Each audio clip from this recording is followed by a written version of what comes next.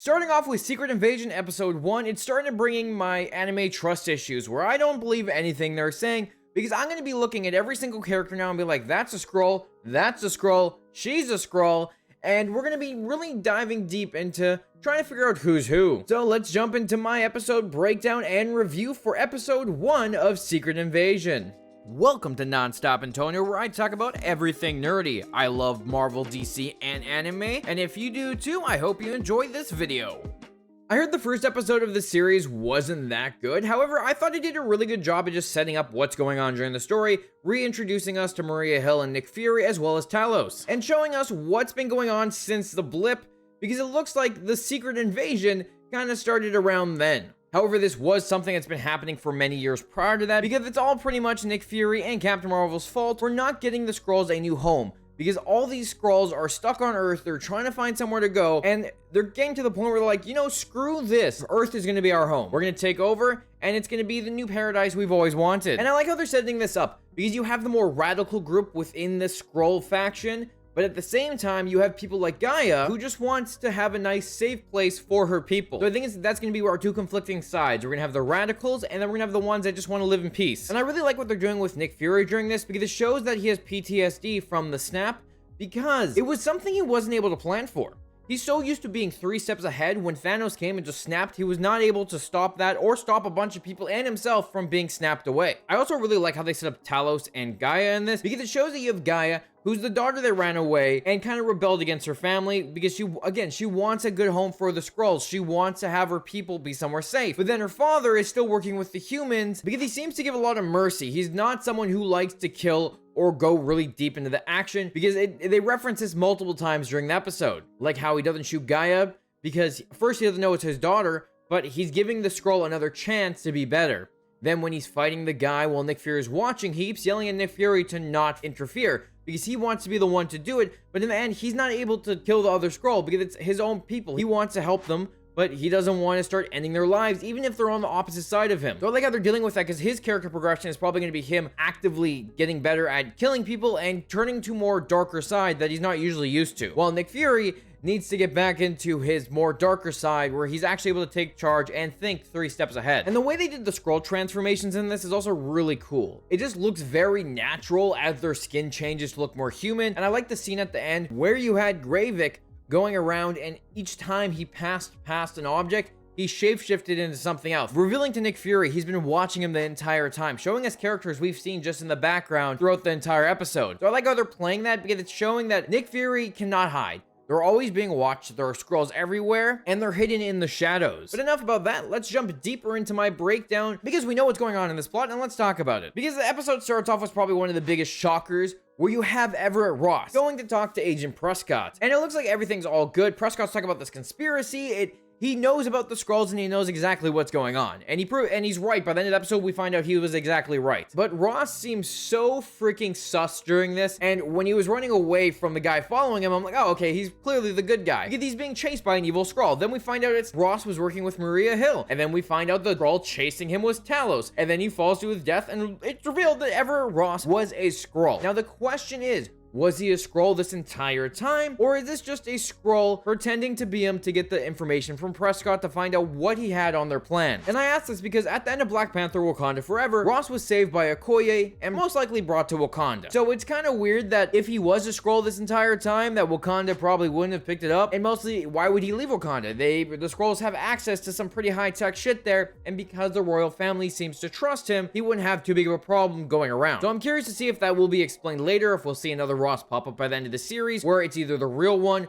or it's another person pretending to be him as a Skrull. So I'm intrigued to see what happens there. Now going forward, they reference the blip and the snap multiple times during the episode, where they're talking about Thanos coming to Earth, everyone being snapped away, and then Fury, like I said earlier, essentially having PTSD from being snapped. And that's really affected him, especially as someone who's been this person to always be 3 steps ahead. Now he feels like he can no longer be that person, because he wasn't able to plan for this. But to be fair, how are you going to plan for some goddamn purple alien coming down to Earth with magic freaking rocks that are super powerful and just snapping everyone away? And I like how they show us that Skrull community in Russia, because it looks so peaceful. There are kids running around. It seems like a very nice place. And Guy is showing the one new guy around, and it looks like it's supposed to be this really safe haven. I'm thinking, oh, maybe Guy left to make this cool faction to have a safe place for Skrulls. But nope. Then we see the Warriors, who are taking the shape of people and putting them in these pods that zap their brains. They take their memories, they look exactly like them, so they can be that person. They can take their place in the world, just like what they do in Secret Invasion. But with everything going on here, I do think that Gaia will betray Gravik, mostly because she finds out from Talos that he killed her mother.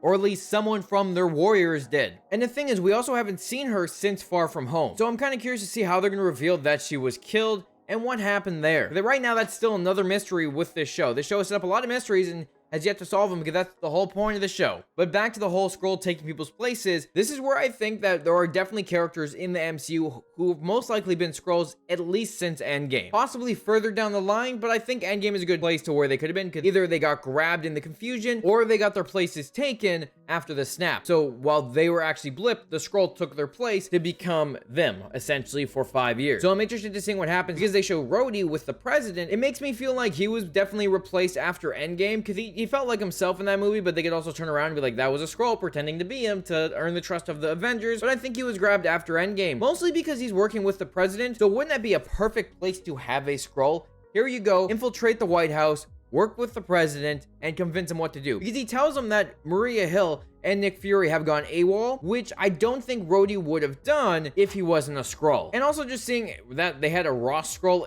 it just makes sense that they'd have a Rhodey one as well. And I feel like it would be a very big twist that by the end of the series, we see them finding Rhodey in that like pod machine, taking him out, and that's what leads into Armor Wars down the line. Also in this episode, Nick Fury references the Avengers and saying that was his midlife crisis, which I think was just a little fun scene during it. Now, let's talk about that ending, because there were some pretty freaking shocking moments during that. Because it really looked like Gaia was helping the good guys, because she told them that what the plan was going on, that Gravik already knew that they were coming. She did not let them know about the decoy. So they fell for the trap, and Gravik blew up that square and killed Maria Hill. Well, at least killed. And when I tell you my jaw dropped, my jaw was on the floor. I was so shocked. I did not expect them to kill this character in a freaking TV show and not a movie. She's been part of the MCU for so long, it felt weird. It didn't feel real, which is why I don't think it is. So because the series is very heavy on the mystery of things and what's really going on, trying to question everything, I have a feeling that this Maria Hill is actually a Skrull. Now, we saw Skrulls get shot, they turned back into their alien form, but what if she didn't actually get shot? We know with movies and TV shows, they use the blood packets to pretend you got shot, so it looks like you actually died. Because of all the chaos and everything going on,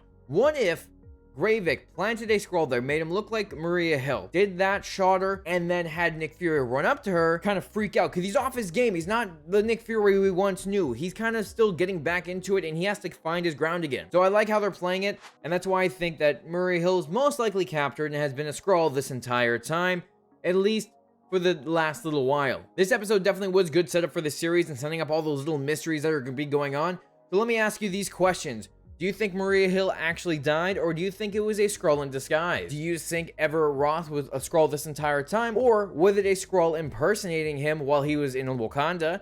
And do you think Rhodey is a Skrull? And if there's any other characters you think that might be Skrulls that will show up, let me know, because I want to talk about this, because this can be a cool mystery as we break it down for the next 6 weeks. If you like this video, hit the like button and the subscribe button, because I will be posting Secret Invasion videos for the next 6 weeks and covering them as much as I can. I hope you enjoyed this video. Thanks for watching, and I'll talk to you later.